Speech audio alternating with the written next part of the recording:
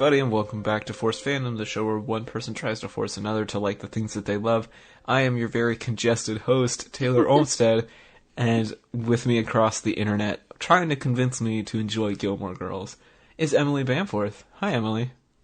You're not really enjoying much of anything at the moment, to be honest. No, I'm pretty ill today. And Taylor, being the trooper he is, I was like, let's postpone. And he was like, no, let's talk about Gilmore Girls. Well, I watched the episode last night, and I'm honestly afraid that if we don't record today, I'm going to have to watch it again because I won't remember. Oh, wow. It really struck a chord with you, huh? Well, there's a lot going on. There's a lot going on in this episode, and I want to make sure we cover all of it. Okay. So, let's get started. What do you think? Oh, wait, we gotta introduce what episode we're doing. Yeah. Yeah, sure do. Alright, so this week, we watched the Bracebridge dinner, which is it's not necessarily one of the most reflective episodes, but it is one that has a lot of good characters in it. It's a very good example of the Stars Hollow dynamic, and there's a lot of plot in it, I think, which is why we chose to do this one. I do not think we skipped anything that big except the entry of Jess. But I think you got everything you needed about Jess out of this episode, like his backstory. Do you have any questions about that? Yeah. I mean, I don't really have any questions so much as just like, I understand that Jess is Luke's son from a previous marriage. Okay, he said something about Jess's mother, so what's the relationship there then? Yeah, let me give you a little bit of backstory here.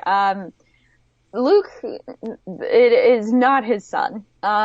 It is his sister's son. He has a sister, her name is Liz, and she sent Jess to come live with Luke in Stars Hollow. And since then, he's worked at the diner. He's started school there. He's become part of the community. He's met Rory. He's met Lorelai, obviously, because they're in there all the time. And he and Rory both love books. Jess is a little bit of a stereotype. If you haven't gotten that, Jess is like the stereotypical tough guy, like wrong side of the tracks, but he also likes books, and he has like a soft, tender heart.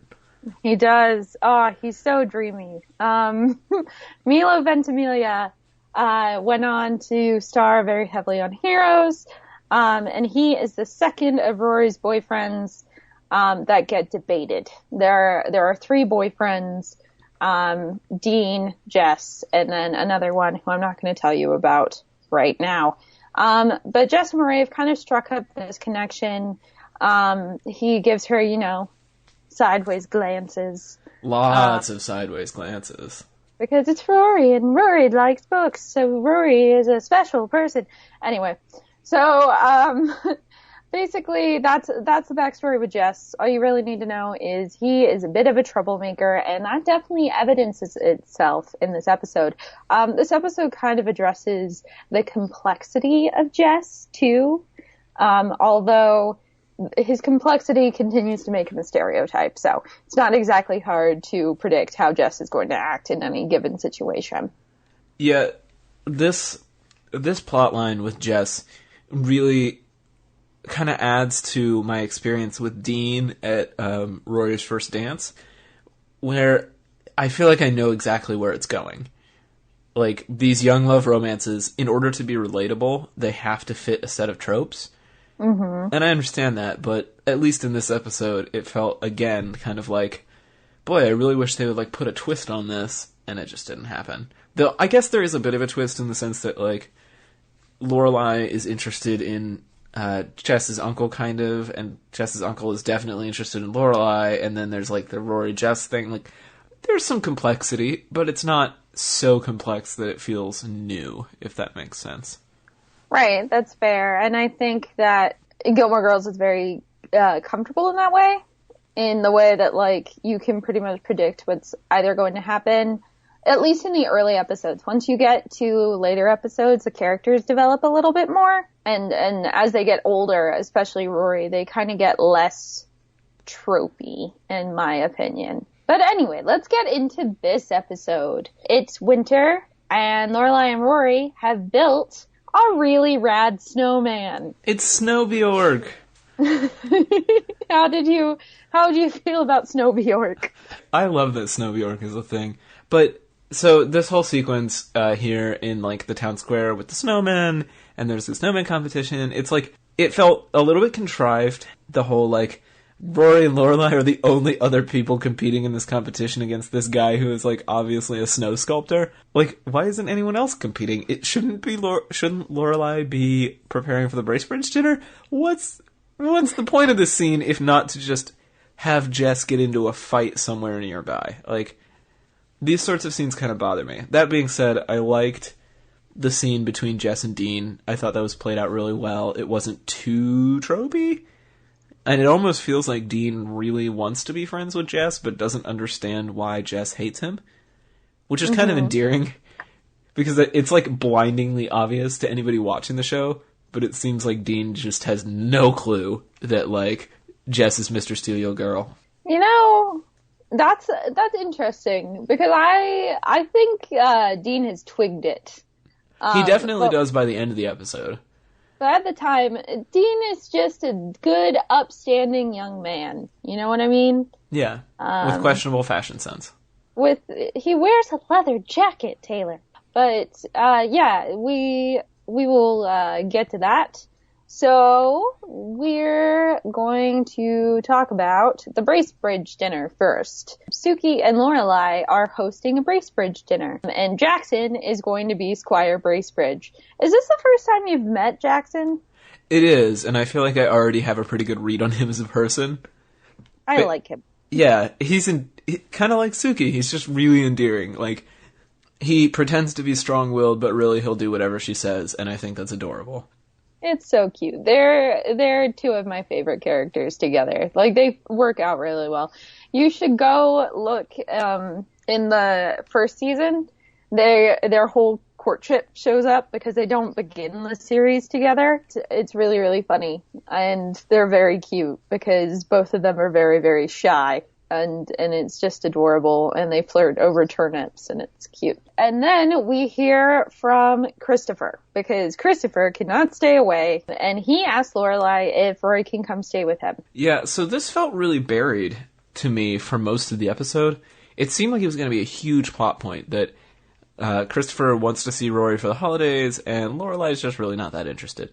And for the longest time, they completely ignore this point, up until, like, a meltdown moment after the dinner, and I was kind of like, shouldn't we have talked about this before now? But it was kind of nice to, like, very similar to the road trip to Harvard episode, you can see that Lorelai is, like, running away from this problem and hoping that she doesn't have to deal with it. And so then when she finally does, because Luke is lying to Jess and she doesn't want to lie to Rory, like, it's played out well, but at the time when I was first watching it, I was thinking, like, shouldn't this be more important? I think that it definitely shows up. This episode has so much going on, and that's the only complaint that I have about it, is that there's so much going on. Yeah, this could have easily been like a 2-part special. Yeah, it really could have. And so there's just like a lot happening. There's a lot of characters interacting. There's a lot of plot that happens. And yeah, I completely agree. It could have been more of a plot point, but they kind of build it out in other episodes, especially when you end up meeting the new girlfriend, Tammy Faye Baker, as Lorelai compares her to. But yeah, you're completely right. Like, this episode is kind of too packed sometimes. Like, they touch on so many things too quickly, but I assure you they do build that out. Yeah, and it was interesting, so kind of moving along to the next plot line, I feel like they gave way more screen time to Emily's conflict in this episode than they have in any of the other ones I've watched. Where in all of them, we've had a pretty big Emily part. But she hasn't really had, like, her own plot. Oh, yeah. This feels like solid Emily plot. Yeah, this feels solidly like a story beat that is all about Richard and Emily. And I like that. I thought it was a refreshing change of pace. There are a lot of episodes like this. The sampling that I have given you is not representative, but yeah. As time goes on, you see a lot more from Richard and Emily, and I do think it's interesting. I think it's really Emily's an incredibly interesting character, and Emily and Richard have a really interesting dynamic and a very interesting relationship. But we'll get to that at the actual Bracebridge dinner. So they decide the Bracebridge people can't make it, which sucks, and Suki is like, no, so sad. But then there's a gigantic Stars Hollow slumber party. Invite everybody that you know. All the cool kids are coming. Okay. Including Lane's mom. And let's not forget that if anybody has ever appeared on this show, they need to get their 30 seconds in this episode. Miss Patty gets her 30 seconds, and Paris gets her 30 seconds. Like, everybody's got to have a gag line. Which was fun. Felt like some of them could have been trimmed out, but it was a fun idea. I always like when the whole town comes together because you get to see so many like people interacting in this episode that normally don't. Mm-hmm. So like Gypsy popping around and like Lane's mom never interacts with anybody besides like Lorelai and Lane and Rory. That was hilarious. Oh, she's so funny. I love that character. And yeah, it was a really great idea, but with everybody coming to the Bracebridge dinner, it means, of course, some shit is gonna go down. Of course. And they kind of set it up to be like, oh, well, Paris is coming, and so that's where the drama's gonna be. But then that doesn't happen. It's like a red herring. And instead, the drama becomes the Jess and Dean love triangle with Rory drama, as well as the Richard and Emily drama, which kind of comes out of left field in this episode. Yeah. And so we kind of touched on the Dean and Jess fight. Dean comes out, breaks up a fight with Jess and some random kid outside of the high school, which Rory isn't there to witness any of this because she doesn't go to that high school. And Jess almost punches Dean in the face, which we all know is not a good idea because Dean is from Chicago and he will kill you. He will kill you. So that's never good. Dean is just randomly annoyed because, you know, people don't act like that. And Jess is like, it was the adrenaline, man. Which is kind of a better argument, to be fair, but that's okay. We'll let it slide. Even though we all know that Jess is eyeing Dean's girl. For real. For real. He is going on the major offensive. Like, he does not hold back, does Jess.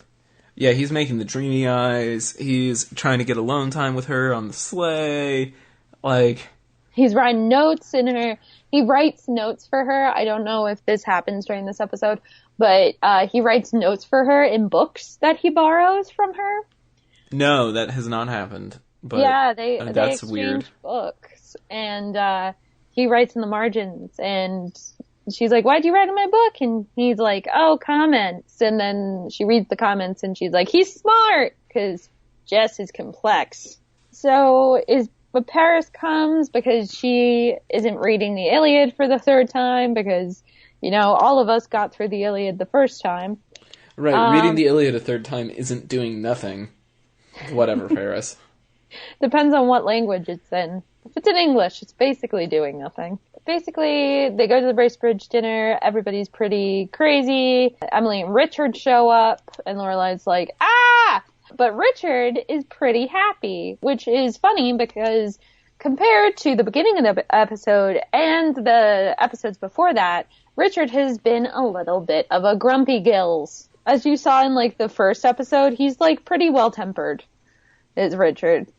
Yeah, he's, like, playful in this episode is the only way I can describe it. Mm-hmm. And it did, like, add a sense of mystery. Like, it was kind of like, what's going on with him? Is he on drugs? Further adding to my theory that Stars Hollow is secretly a drug ring. But... and Laura Palmer is dead in a stream. I'm just saying, I mean, there could have been, like, crazy Norwegians staying in this hotel, too. We just don't know. They don't have sawmill politics, though, so...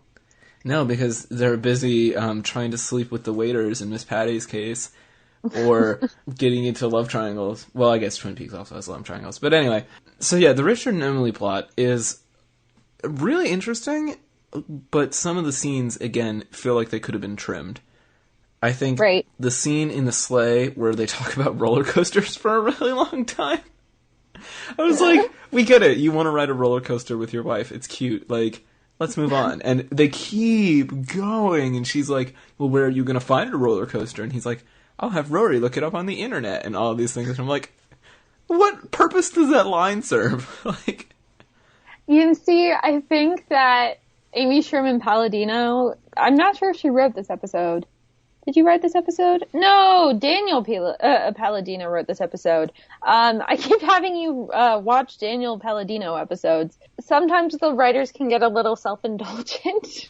They can, yeah. They're like too attached to these characters, and so they just write really long scenes with characters they like. Yeah. Which is fine, but sometimes you need to cut those, and they just don't.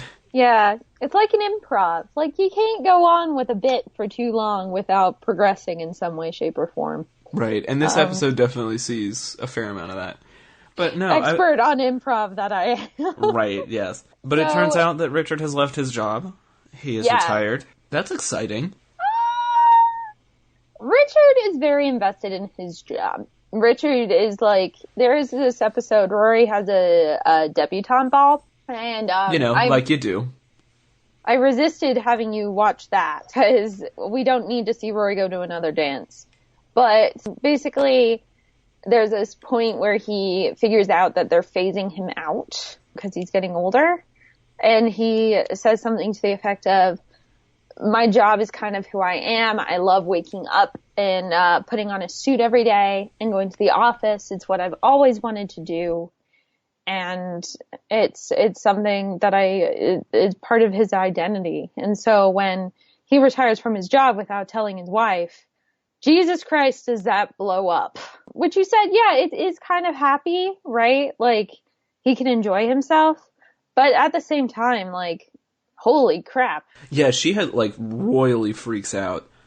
And it's really interesting to see her in this place of vulnerability. I love the little moment. It's kind of like, it's meant to be important, but it's like written as a throwaway, you know what I mean? Where she comes into Rory and Lorelai's room and is preparing for bed, and Rory is looking across Lorelai preparing for bed at Emily preparing for bed, and she's like, whoa, I can see my future. And like, because they're like slapping the cream on their face and stuff like and that. I was like, it's so interesting to see Emily in this vulnerable setting, and for Rory to like recognize that.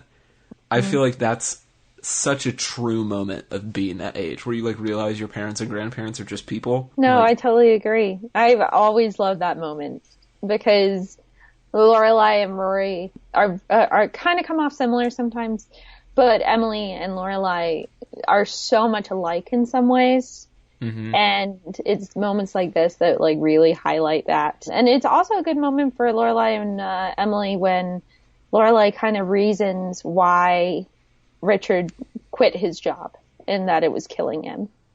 Yeah, it's a very like well measured conversation for Lorelai. Like, she handles it very calmly and very collectively, as opposed to Emily, who's kind of like freaking out. Yeah. So yeah, I was really impressed with this whole plot line. Yeah, it's very good. It's one of it's very, very good. It's a highlight of the episode for sure. And so eventually Emily gets up and goes for a walk and figures out that, and she runs into Richard, basically. And they kind of make up. And Richard was like, I like, it lifted a huge weight off of me. And I think they get each other on some level. And Emily kind of accepts it. Yeah, and they don't tie it up in like the most perfect little bow. Like, you can tell that there's still stuff they need to work out. And I think that's fine. Like, it's kind of reassuring that, once again, Gilmore Girls refuses to do the, like, traditional, I guess, half-hour sitcom-y thing of, like, and everything just resolves. Like, there's always something left hanging, which I like. No, I agree, because in a like relationship or a marriage, that's not going to be tied up in a bow after one conversation. Like, that's going to linger for a little while. And I think that Emily and Richard's relationship is like the show's chance to really tackle a marriage in like the traditional sense, because it's that dynamic. They get to play with the marriage dynamic a little bit. And so in the background of a relationship that is continuing to be hard but to flourish, there is the most dramatic love triangle ever to exist. Jess jumps in the sleigh with Rory. Oh, man. That troublemaker. What a rebel. I like your snowman, Rory. Oh, thanks. I thought it was creative, but the other one's definitely going to win. Oh, no, the other one is so overdone. So, on a hypothetical side note, what do you and your boyfriend talk about? He doesn't seem to be your kind of guy. Not that I'm really interested at all. Oh my gosh. This scene felt like pulling teeth in the worst possible way. I was like, can this be over? The scene in the lobby where Jess looks at Rory, Rory looks at Jess, and Dean looks at Rory, looking at Jess, looking at Rory. That felt more normal than this scene. Yeah. Oh. I agree. It's not very organic. And you don't actually get a lot of chemistry between Rory and Jess in this scene. No, you don't. He feels like a creeper, and she feels like she's just trying to distance herself from him. Yeah, but like at the end when you see them looking at each other, they can cast each other some glances. Yeah, they've got that side-eye game down. Yeah. So in the meantime, Luke and Lorelai are also in a sleigh together, but they are not talking about romance. They're talking about the secret to parenting. Which is apparently... according to Luke, is lying. Yeah, lie to your children until they do what you want them to, is basically his parenting strategy as a non-parent. And Laura is like, lying's bad. Don't do that. Like, once again, brings something to Jess's character, because his mom never asked if Jess could come home. And that's really kind of sad. And so Luke lied, and you kind of get to see a little bit of Luke. Luke will protect people at all costs. And I think you really see that here. Whether that's well advised or not. You know what I mean? Well, and this is kind of an interesting conversation for them to have, right? Because casting forward, like, I pretty much know that they end up together, at least for some portion of the show. And so for them to have, like, this conversation about parenting styles so early, it's like, man, we're really just making sure that you get it, that these two are going to have an on-again, off-again relationship, and they're going to disagree about very key parts of being an adult. They're best pals. I They mean, talk about parenting. They sure do. I mean, as much as I hate on this, I thought this scene was well played, and I think it was way better than Rory and Jess on their sleigh, so I gotta give them points for that. Mm-hmm. I agree. So, basically, I think that we may have gotten to the end of this. Except for the super duper snowman is gone. Someone destroyed it. Oh no, I wonder who it could possibly have been. Gypsy, probably. Obviously. Yeah. Okay, so, whatever. Nobody really cares about the snowman contest anyway. It was a week. I care about the snowman contest. Who won? Who? Apparently Rory and Lorelai, because no one else entered. What kind of snowman contest only has 2 people enter? I mean, seriously. What type of person enters a snowman contest? Valid. So, we get kind of a hodgepodge episode here, but how did you enjoy it? What were your overall thoughts? What were your feelings? Share them with me. I thought it was funny. I thought that everybody got a little bit of screen time, which I both loved and hated. Some people could have used a lot less screen time. Some people could have used more. When we initially started the show, my understanding of it was only Rory and Lorelai. Mm. And watching this episode, I get now why people are so dedicated to the show, because it does have such like a huge cast of characters with intricate relationships, and for the most part, they're all really well acted and fairly interesting characters. So I always like just kind of thought of Gilmore Girls as that show that was on TV, but now I can see like why it has a fandom. Yeah, you can see why it has a fandom, but how close are you to becoming one yourself? I'm not there yet. On a meter, on a On a 1 to 5 cup of coffee scale, where are you? I'm like a shot in the dark. I'm a coffee with a shot of espresso, so I guess that's maybe like a 1.75 or something. Like, I'm somewhere around a 2 is what I'm saying. This is a really bad metaphor, and I don't approve of it, by the way. Because what's a pumpkin spice latte in that scale? Like, we're just doing numbers of plain coffee, Taylor. Okay, if we're just doing like numbers of cups of damn fine black coffee, I'm at like a 2. Okay. What do you need to see, do you think? What is keeping you from becoming a fan here? I think I just need to see more. Like, I'm open to it now, and I want to see where it goes.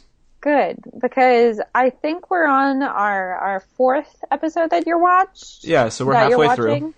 Yeah, and last season, I was at a point where I was about to stop watching the show. So... Yeah, you had a tougher time than I did, so... That's good. To be fair, this is not quite as divisive as that. That's true. All right, well... So what are we watching next week? Yeah, let's talk about next week. We will be watching the fan favorite, the one of the turning points. You shouldn't have skipped any major plot points between then and now.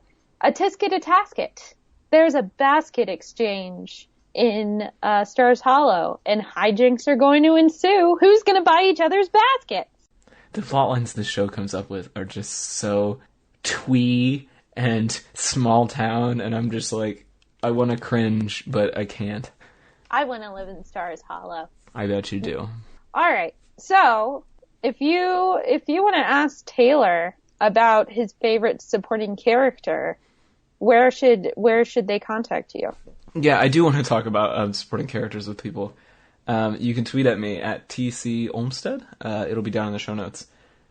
And you can also like the show on Facebook, Force Fandom. If you want. If you want, if you feel like it. If you feel, if the feeling gets you. Yeah.